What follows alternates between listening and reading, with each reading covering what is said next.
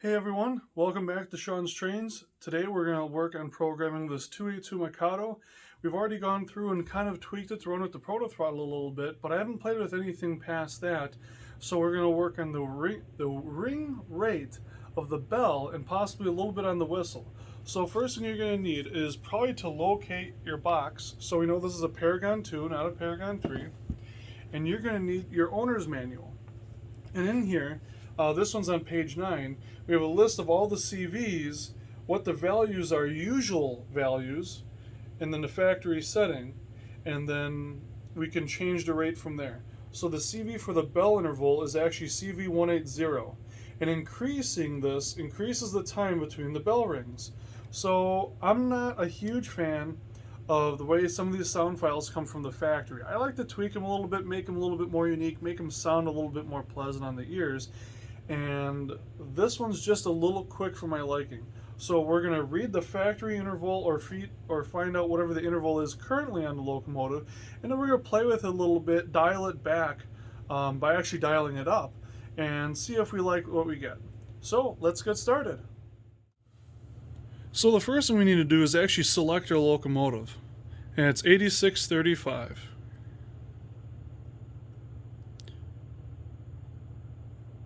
Oh.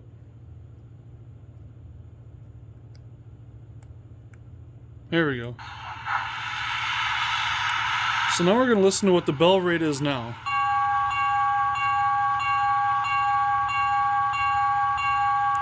So it's a little quick for my liking. What I'd like to do is for the bell to ring out a little bit more and then have the next ring.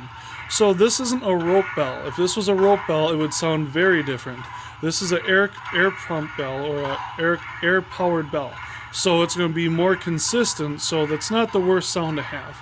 But I want to play with this a little bit. So we're going to go into program on the programming track.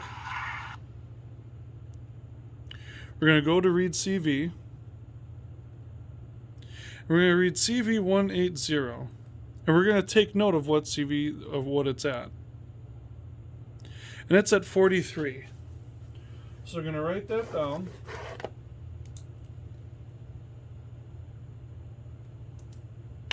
So we've got notes of everything going on over here. I keep all notes of everything I program. Now, we're going to modify this. We're going to try it at 50. Now, just because I like to be safe rather than sorry, I'm going to unplug the system to remove any power from the circuit, just so it has a good chance to reset. I don't count to a specific time, but usually a good 3 to 5 second count's plenty.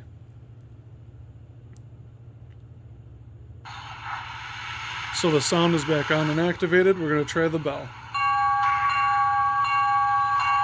That's much better. So now one thing I might do is actually turn down the master volume because it is actually kind of loud. So to do that, we'll go back into here, page 9. We're going to look for master volume. So you have all kinds of independent volumes in here. You've got brake school volume, coal auger shovel, water fill, water injector, chuff, maintenance radio, farm industrial lumber sounds. Everything has its own sound. But what we want to do is actually change the overall sound.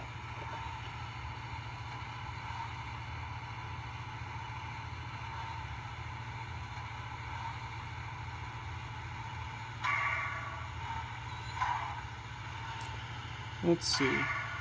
So far it looks like you have to turn down everything individually. I believe there is a way to just cut it in half. That might be the little Joe I'm thinking of.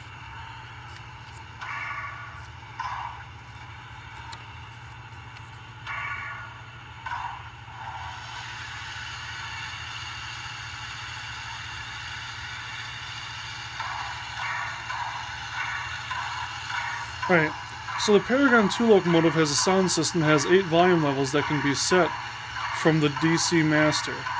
At startup, the volume is at its loudest setting. To lower this, press the volume button on the DC master 2 times quickly. So each time it will decrease 1 volume.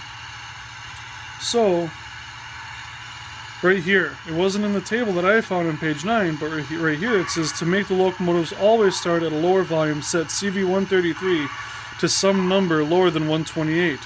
0 is off, 128 is max. So we're going to try this. We're going to go to CV 133, enter.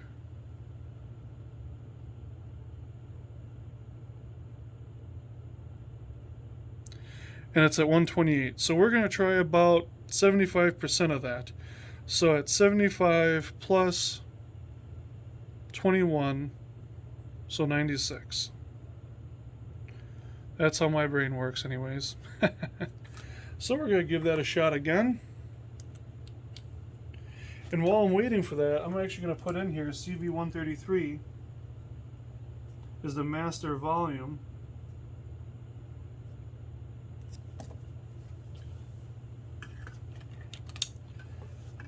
And that's set at 28 or 128, and then we're setting it to 96. So let's give it a shot.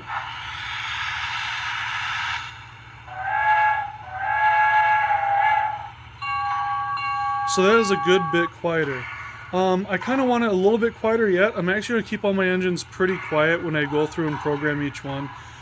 So we're going to go to another 25% lower, so we're going to go to 64, which is exactly half of 128, unless my math is wrong.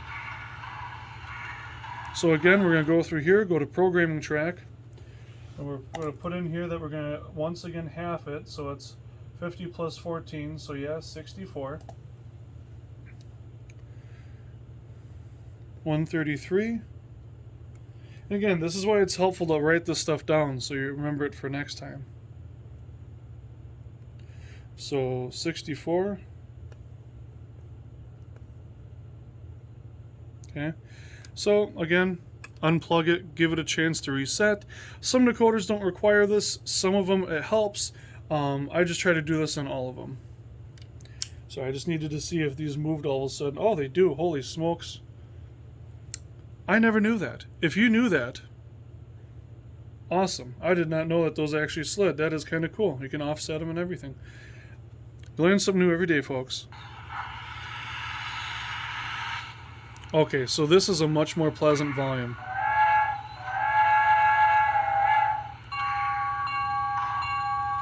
So, I'm very happy with this volume right now. But I might lower it another 25% just because once you get more engines going, it gets kind of loud. And when I'm operating, I still like to have a conversation. So, we're going to go down to 32. Call me crazy. Most people do. It's not really a nickname, it's just what people call me. So we'll CV133, and it should be at 64, and we're going to go down to 32. Okay, again we're going to unplug it. So all we did right now is we've just made this locomotive a little bit more pleasurable to operate, a little bit easier on the ears, and set to my preferences. So this is something that it's a lot easier if you do this as you get locomotives in. You keep track of everything from the get-go, and then you don't have to start over from through your fleet. But what's nice is if you're like me and you have several engines with the same decoder, generally the values and generally the settings and CVs all are about the same.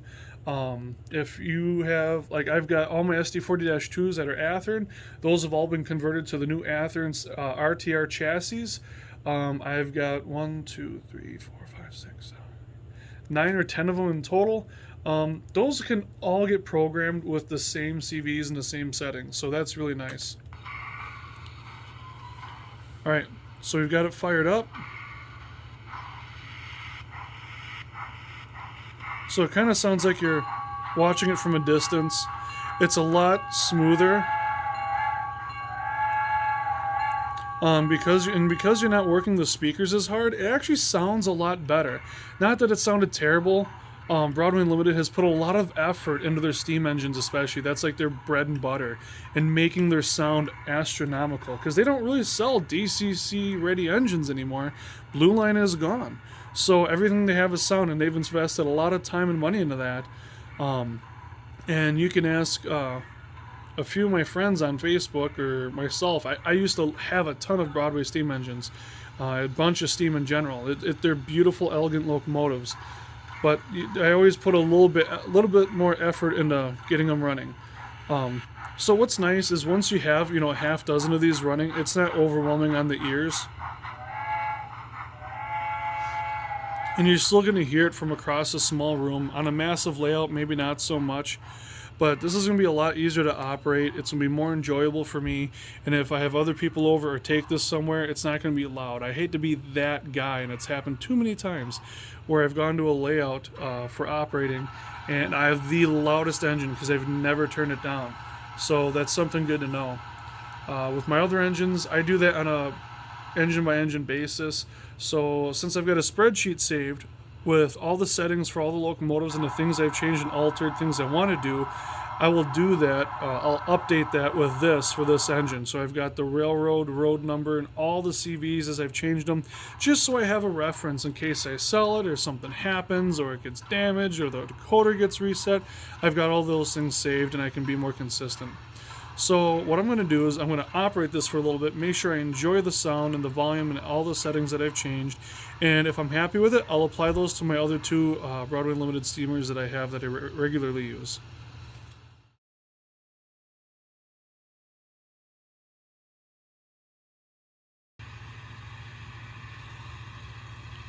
Alright, now that we've had some fun, I've kind of figured that the bell is still a little loud for me and perhaps just a little fast.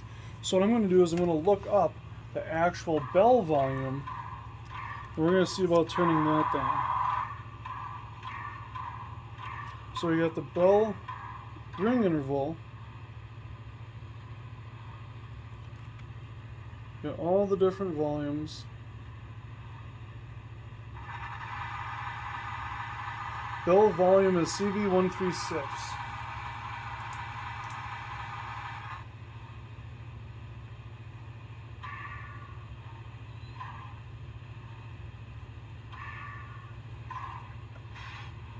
And that's at 128, so we've already turned it down to 32. So now it'll be interesting to find out if it's at 32 or if it's still at 128 of 32.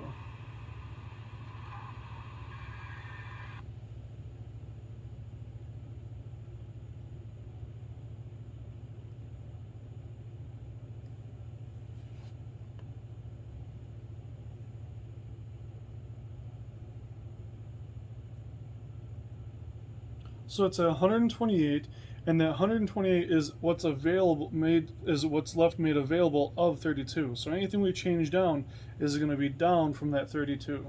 So if we go by half, it shouldn't be as drastic of a difference. So we'll just start at 96 and see how that does. And then we want to adjust the ring rate again, and that's CV180.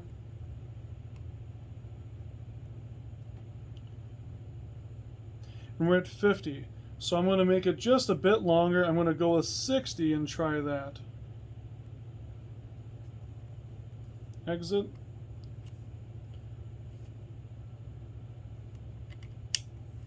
So while operating this, it's a lot of fun with the proto throttle, and the brake worked out good. But once I got past notch 4 or 5, it did take a longer time to stop, but you might have noticed in that first run in to grab the caboose real quick. And one thing I've noticed while working with this caboose as a buffer car is it's very light, so I may need to add some weight. So I've got the locomotive pulled up here, so let's see what it's like now.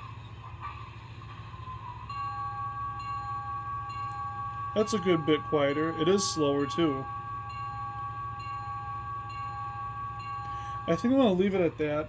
I feel like if I get any quieter, it's going to start to take away and not match the rest of the locomotive. But at the same time, you want to make it yours. You want to make it the way you want to run it and the way it's going to be most enjoyable for you. So I've done what I think is going to be the best for what the time is that I have to do this stuff. I still have 2 more locomotives to apply this to and test those out and play with them, and I'll do that in a little bit. Probably not going to happen today, but maybe later this week or this weekend. But that was it for programming the locomotive, specifically a Broadway Limited Paragon 2 Series Heavy Mikado. Yes, USRA Heavy Mikado 282 Milwaukee Road. What I've always liked about Broadway Limited is the programmability of these decoders without needing software, a computer, a low programmer, any of that stuff, JMRI. They've got everything spelled out for you pretty simply in here, and it's very easy to read and understand. There's a room for notes, so if you've got a marker, I would not recommend pen because it'll kind of rub off. This is a glossy finish, and it's got kind of that texture to it where the ink will run or spread real easy. So I would use a Sharpie or a permanent marker of some sort. And then highlight the important spaces or dog ear. I mean, it's even got a spot here for writing down your favorite CV settings. My thing is I would have a stack of these for every locomotive if I filled that out. So I keep that on a spreadsheet. Google Docs and Google Sheets are a real easy way to keep track of all your stuff in various places. You just log into your Google account and it's available on any device, on any service. So that's really nice. That's what I like to use for this kind of stuff. But that's it. That's programming. It's going to be just about as easy on a Digitrax system. If you have Digitrax and you know how to program with it a little bit, then this will be very easy for you. But NCE is by far the easiest, simplest system to use, and that's my brand of preference. I'm hoping in one of my next episodes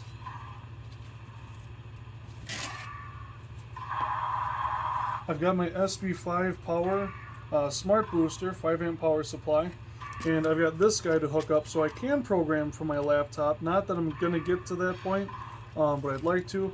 I've been sitting on these guys for about a year now. Haven't really had the opportunity to plug them into the layout, but I want to set it up. I want to get it set up nicely and get it working so that way I have it when I need it and I can run some larger consists on my future layout. So I picked up both of these at Lombard Hobbies. $200 for the NCE booster and then $48 for the USB interface. Not too bad. A $250 upgrade from what is probably now a almost 10-year-old, 8-year-old system. It'll be a nice upgrade. It's going to take all the need away from this to do all the work, and that's going to do the work, and then this will become just another throttle. So that'll be really nice, and then I can plug in my proto throttle receiver into that, and I'll be able to run, half dozen or more locomotives off of it. So that'll take care of my layout, which I don't anticipate having more than 5 or 6 ever running. So until the next time, you guys take care. We'll see you in the next video.